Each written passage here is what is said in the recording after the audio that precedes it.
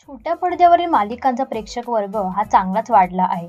या मालिका प्रेक्षकांच्या दैनंदिन जीवनाचा एक अविभाज्य भाग बनत चालल्या आहेत. अशातच लक्ष्मी निवास ही प्रेक्षकांची लोकप्रिय मालिका. इतकंच नाही तर या मालिकेतील कलाकार आता प्रेक्षकांना आपलेसे वाटू लागले आहेत. तर आता याच मालिकेतील अभिनेत्री स्वाती देवल सध्या चांगलीच चर्चेत आहे. लक्ष्मी आणि श्रीनिवासच्या मोठ्या मुलीची म्हणजेच मंगला ही भूमिका अभिनेत्री स्वाती देवल लक्ष्मी निवास या मालिकेत साकारत आहे. मात्र आता ही अभिनेत्री एका हिंदी मालिकेतून प्रेक्षकांच्या भेटीला येत आहे. याबद्दल स्वातीने स्वतःच पोस्ट शेअर करत माहिती दिली आहे. नवी सुरुवात, नवीन संधी, नवीन भूमिका, नवीन नाव. लवकरच कलर्स हिंदीवर मन पसंद की शादी. भेटूयात, चला भरभर कॉंग्रॅच्युलेशन्स म्हणा बरं, असं कॅप्शन अभिनेत्रीने तिच्या पोस्टला दिलं आहे. तर स्वाती देवल आता कलर्स हिंदी वाहिनीवरील मन पसंद की शादी या मालिकेत झळकणार आहे.